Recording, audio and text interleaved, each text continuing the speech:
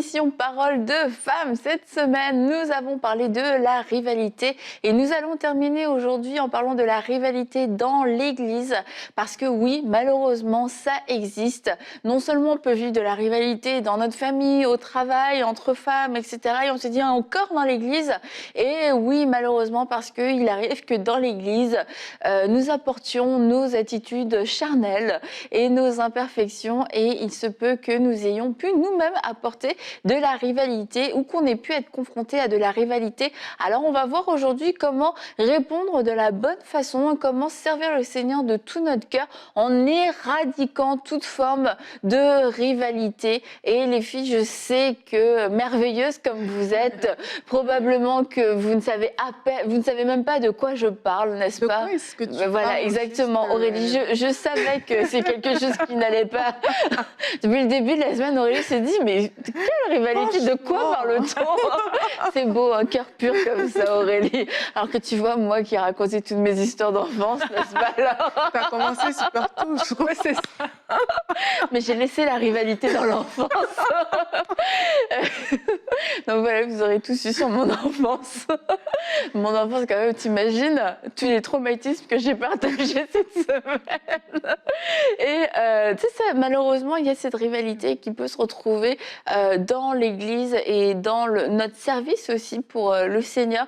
Ouais. Le fait de vouloir se montrer, se promouvoir, de chercher des titres, de chercher des positions. Parce qu'en fait, si on est habitué à vivre avec de la rivalité et à s'exposer à ce genre de choses, à accepter cette façon de penser, bah, c'est pas étonnant non plus que ça puisse aussi se manifester à l'Église. Parce qu'une fois qu'on passe la porte de l'Église, ça ne nous rend pas sains, en fait.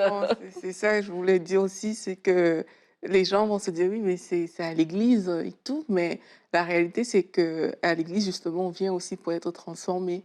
On vient et puis la parole de Dieu va faire un travail à l'intérieur de nous, donc on n'arrive pas à l'Église parfait. Si on était parfait, on n'aurait pas eu besoin de ce cadre-là. Donc, c'est pas étonnant de retrouver de la rivalité dans l'Église. Maintenant, c'est pas parce que c'est pas étonnant qu'elle doit rester dans l'Église. Donc, il y a des choses quand même qu'on peut mettre en place pour que ça quitte nos vies si on est directement concerné. Et tu parlais justement comme ça de... Il y a une chose qui me fait souvent... J'ai hâte de savoir ce que c'est ce qui te fait rire, Aurélie. Non, mais en fait, c'est même pas drôle. C'est ça qui me fait rire, en fait. Non, mais bon. Dans l'Église, parfois, on peut avoir des attitudes qui ont pour but de s'élever, par exemple, d'occuper certaines positions, etc. Si on se rend compte que cette chose fait partie de notre cœur, c'est pas ça qui me fait rire, mais je ne dirai pas là-bas, Annabelle. Si on se rend compte que ça fait partie de notre cœur, ben, on doit s'arrêter, en fait, et vraiment traiter ces questions.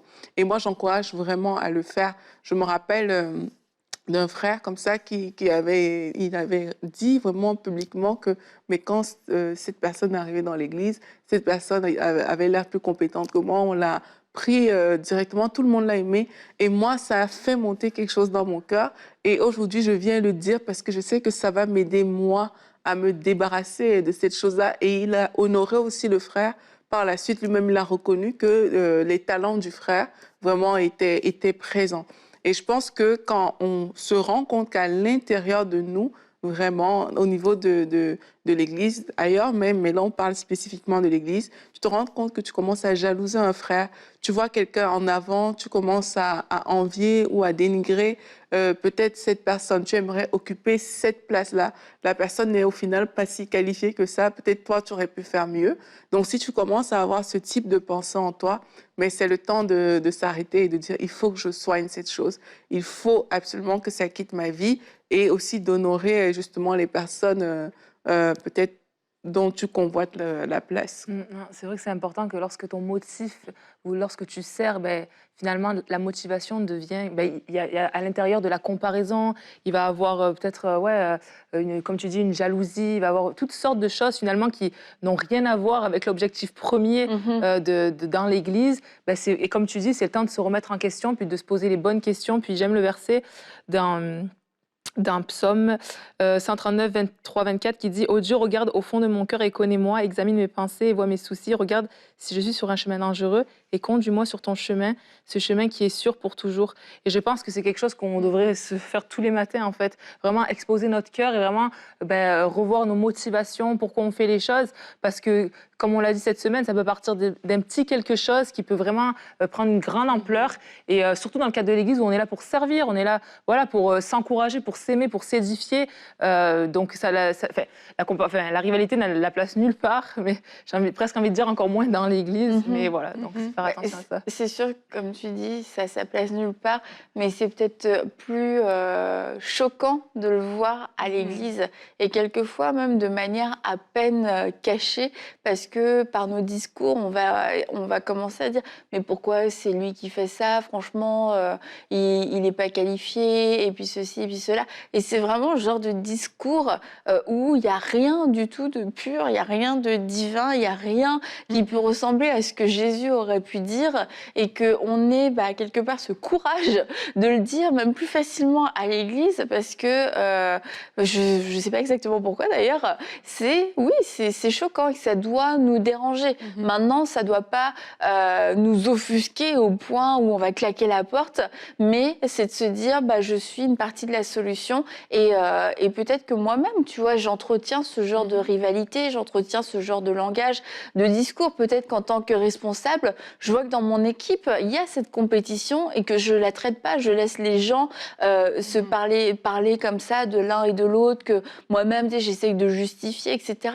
Après, s'il y a de la rivalité, il n'y a pas de justification à avoir. Une bonne communication, ça oui, mais c'est bon si vous êtes responsable d'instaurer un système où vous dites non, il n'y a pas de place ici à la rivalité. Je ne veux pas entendre ce genre de paroles. Et puis peut-être même de prendre des sanctions, de dire écoute, si toi tu marches avec un esprit de rivalité envers ton frère ou envers ta sœur dans ton service, repens-toi. Mais si c'est le discours que tu veux garder, l'attitude que tu veux garder, eh bien tu as besoin de t'asseoir pendant un moment pour que le Seigneur puisse te parler et te restaurer, parce que c'est ce genre d'attitude, un peu de levain fait lever toute la pâte. Et c'est vraiment important, si vous êtes responsable, je vous encourage à ne pas laisser ce genre d'attitude, ce genre de paroles être dites sans que ce soit traité, parce que ça va contaminer les autres et ça peut vraiment produire un mauvais fruit. Ouais, et j'aime ce que tu dis parce que ça ne va pas se faire tout seul, en fait, au final. Il faut vraiment établir des choses pour que ça puisse se faire, en fait. Et n'oublions pas que le but de notre présence sur la terre et à l'Église, c'est de glorifier Dieu et c'est de manifester l'amour. L'amour vis-à-vis de Dieu et l'amour vis-à-vis des frères et des sœurs. Et quelquefois, sans le savoir, on peut se mettre dans une position où ce n'est pas l'amour qu'on manifeste, justement parce que on a fait des comparaisons, tel est mieux que tel. Si, par exemple, un responsable, comme tu parlais, voit tel qui est mieux que tel, on n'est pas, je sais pas, c'est pas la maison de ton père ou de ta mère.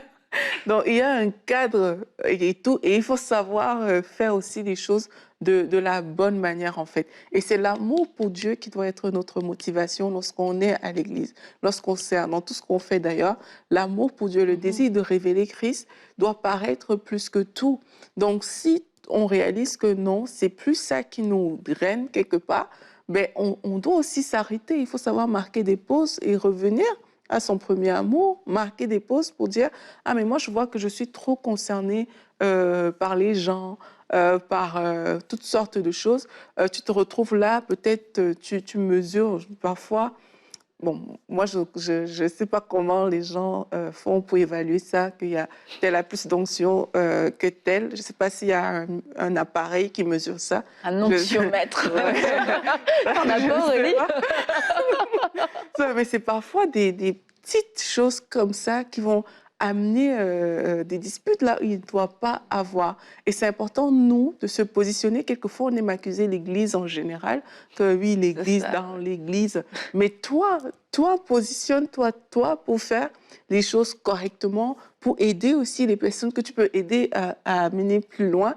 Et ça va changer le discours selon lequel on voit juste l'Église en général. On pense que c'est le pasteur qui doit tout faire, qui doit amener ci, qui doit amener ça. Oui, le pasteur a certainement sa part à faire, mais toi, en tant qu'individu, tu as une part tellement importante à jouer. Et je pense que nous tous, on doit rentrer dans ce rôle pour éviter justement les rivalités dans le cadre de l'Église. C'est ça, c'est vraiment prendre en considération que nous sommes une équipe et d'arrêter lorsqu'on va arrêter de regarder finalement à ce qui nous manque, ce qu'on n'a pas ou notre insécurité et qu'on va vraiment réaliser qu'on est en équipe, on travaille ensemble, on est là pour s'entraider, déjà ça va vraiment changer les choses.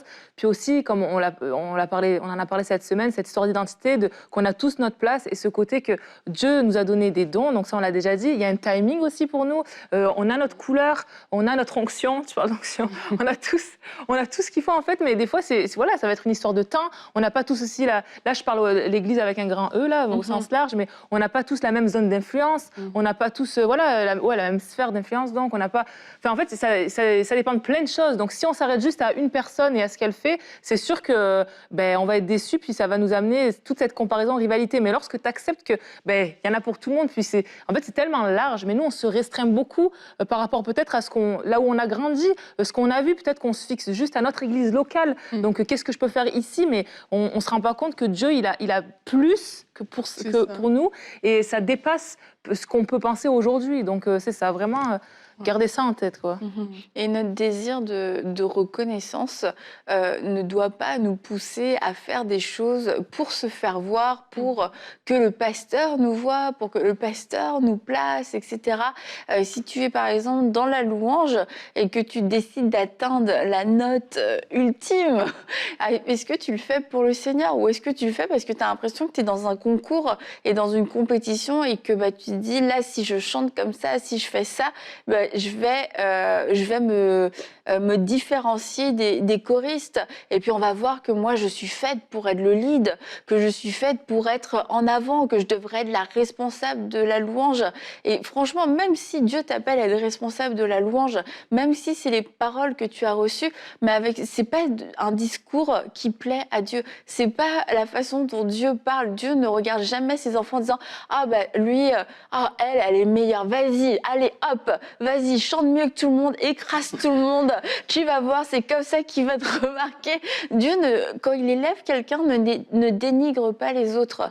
Et puis on va dire, oui, là, regarde à ce qui frappe le cœur, à ce qui frappe les yeux, mais Dieu regarde au cœur. Et tu vois que quand Dieu a disqualifié les frères de David, pour qualifier David, il n'a pas été méprisant et méchant et dénigrant devant les frères de David. Ce qu'il a dit, c'était pour donner une leçon aussi aux prophètes et aux pères pour dire, écoutez, vous êtes juste fiers à ce que vous voyez. Mais moi, je regarde au cœur. Maintenant, il n'a pas dit gros nul, loser, machin. Il a choisi David. Et en fait, si Dieu te choisit, c'est pas qu'il va pas dire je te choisis puis je choisis pas l'autre. C'est comme Pierre quand il dit quand il parle à Pierre et pas à André, il dit à Pierre, suis-moi. Et en fait, Pierre est là en train de dire, je dis pas que Pierre avait de la rivalité, mais c'était une question qui n'était pas à propos, semblerait-il.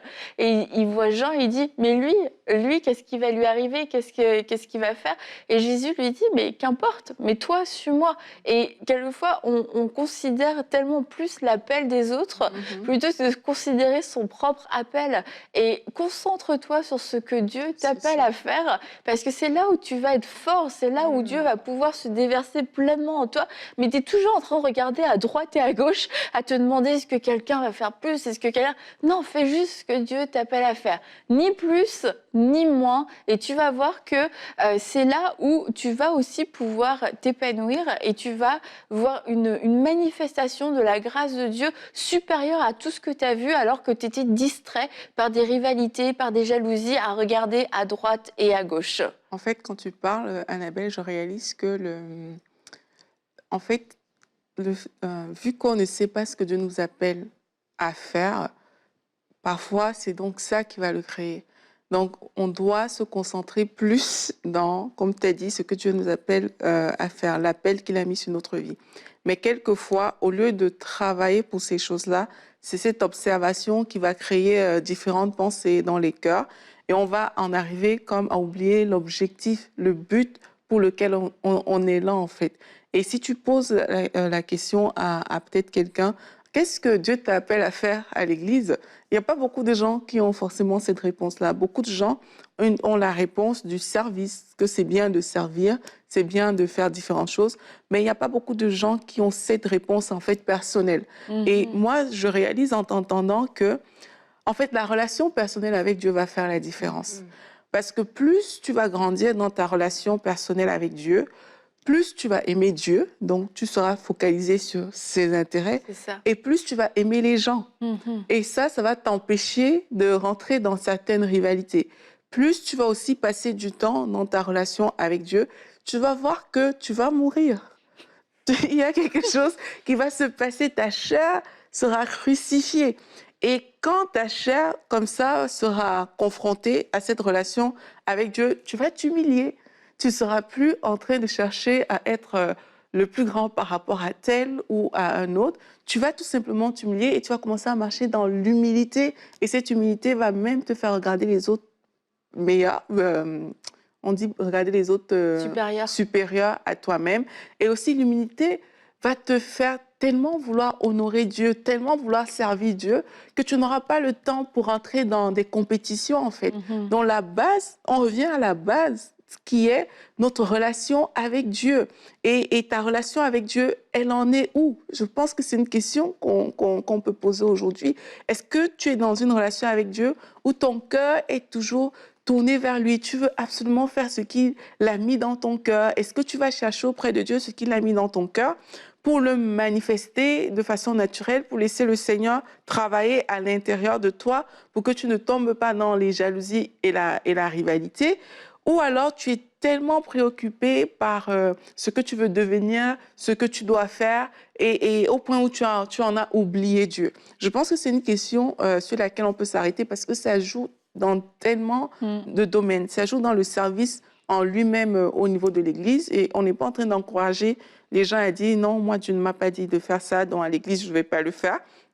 Servir, ça signifie servir. Le mot est vraiment adapté. Mais c'est de vraiment revenir à l'essentiel et de dire c'est quoi le vrai motif de mon cœur. Est-ce que ça reste Dieu? Si ça reste Dieu, même quand on va te mettre, je ne sais pas, dans le service que tu estimes le moindre, tu vas le faire avec joie. Tu vas le faire avec humilité. Tu ne vas pas regarder à celui qui a peut-être le micro pour dire, pour l'envier, mais tu vas le faire de tout ton cœur.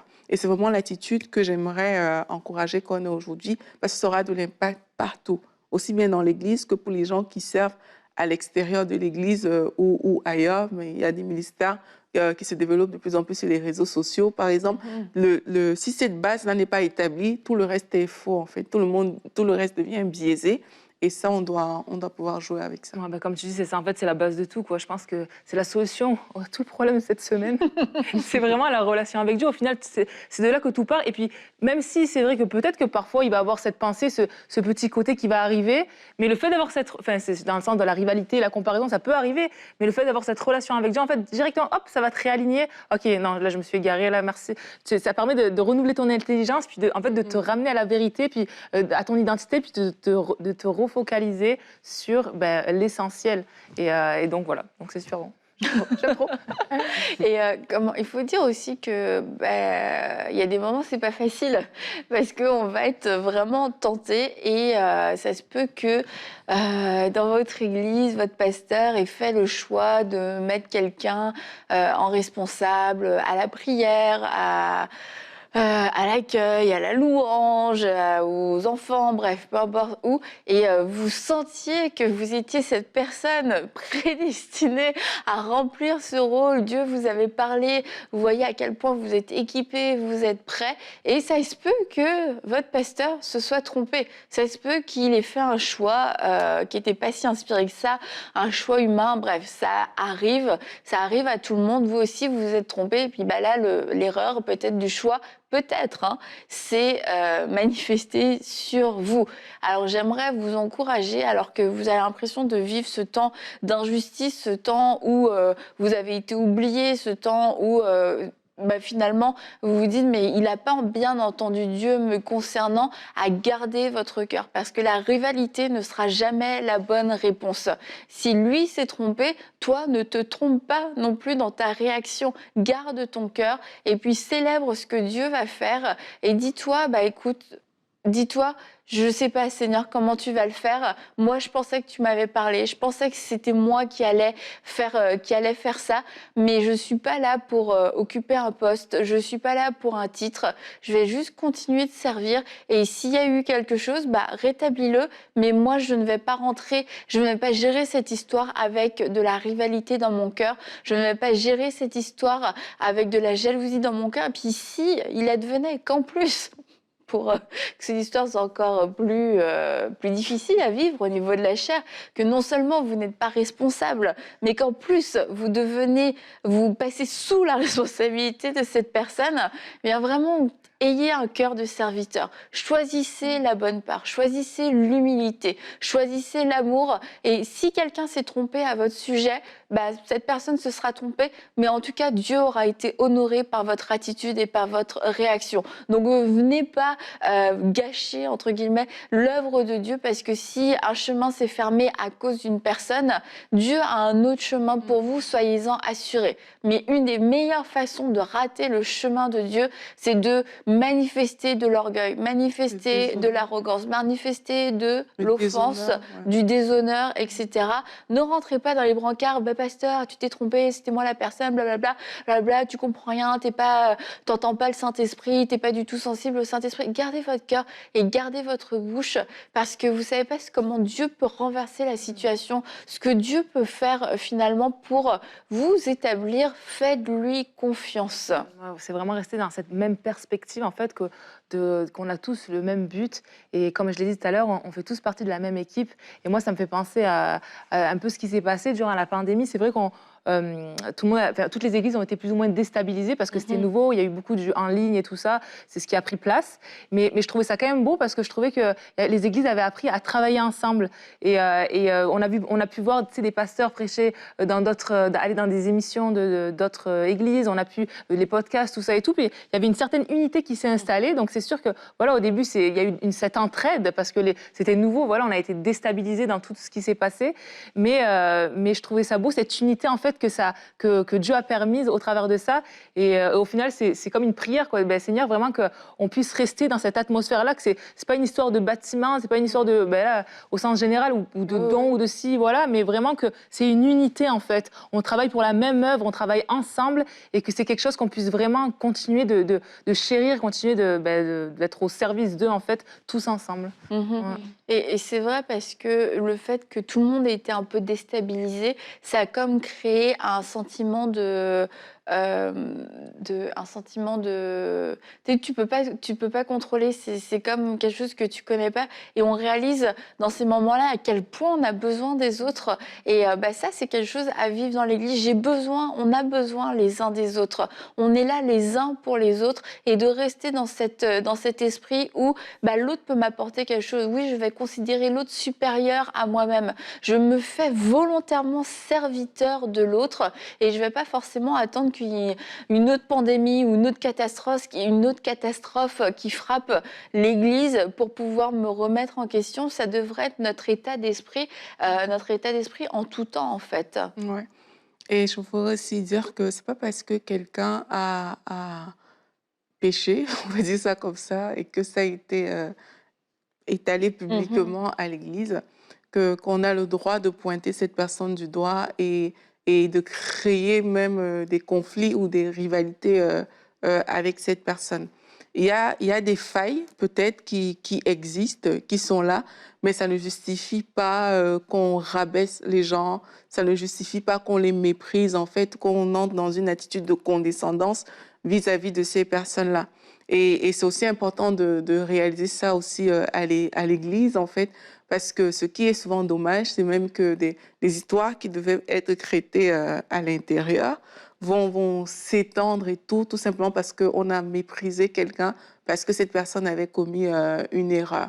Et c'est un point de départ pour moi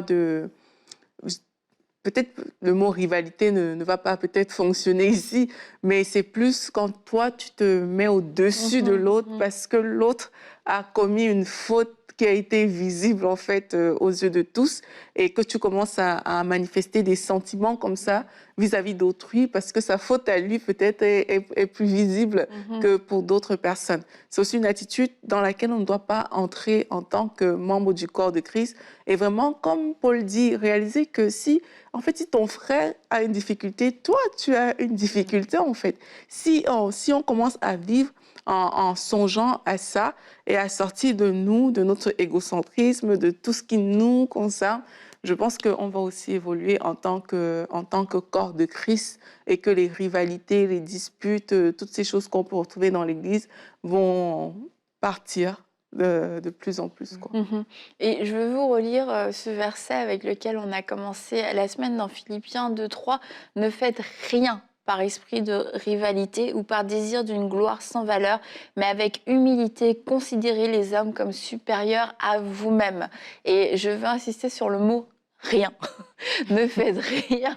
Et donc ça veut dire que, comme on l'a dit, la rivalité, la recherche d'une vaine gloire ne sont jamais les chemins à prendre. Et oui, on va avoir des occasions de pouvoir répondre pourtant de cette façon-là, mais on a aussi cette liberté de pouvoir choisir l'amour. On a cette liberté de pouvoir choisir l'honneur, de pouvoir choisir d'honorer et de célébrer les autres. Et je vous encourage à vous exercer, à faire cet exercice. Oui, on va renoncer aux rivalités, mais pour pouvoir aussi combler cette mauvaise façon de faire, on va devoir apprendre à faire ça, à faire la bonne chose. Et la bonne chose, c'est d'être reconnaissant pour les autres, de commencer à élever les autres, d'être prêt à prendre un pas de recul et dire non, vas-y, regarde, c'est toi qui le fais, c'est toi qui vas être visible pour ce temps de reconnaissance parce que tu as aussi travaillé, parce que tu as participé en n'ayant pas peur de ne pas avoir sa propre part de reconnaissance. Et si vous sentez que pour vous, c'est quasiment une addiction, cette reconnaissance de la part des hommes, que vous avez constamment besoin d'avoir un merci, un félicitation, et que quand c'est les autres qui l'ont, ça vous fait mal, ça vous fait quelque chose,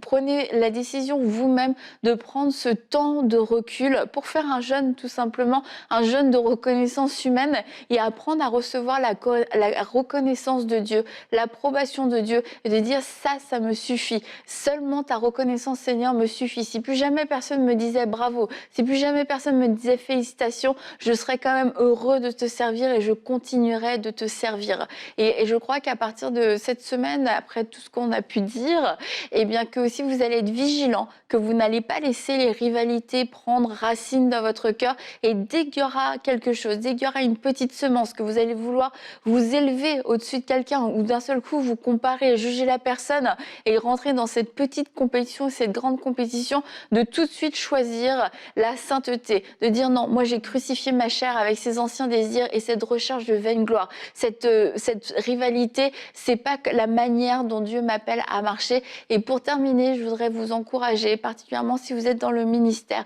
La Bible nous dit de marcher d'une manière qui soit digne de l'appel qu'on a reçu. Et une manière qui est digne de marcher, en tout cas, les rivalités, c'est pas digne de notre appel. Nous sommes appelés à fonctionner d'une façon plus sainte, plus noble. Alors je vous encourage à renoncer à toute forme de rivalité dans le ministère, toute forme de rivalité dans toutes vos relations, entre femmes, mais aussi dans votre famille. Il y a de la personne qui va s'humilier, la personne qui va renoncer et la personne qui va décider d'aimer, la personne qui va décider de pardonner. Et sur ce, mesdames, sans rivalité, je vous dis à bientôt pour une prochaine émission de Paroles de Femmes.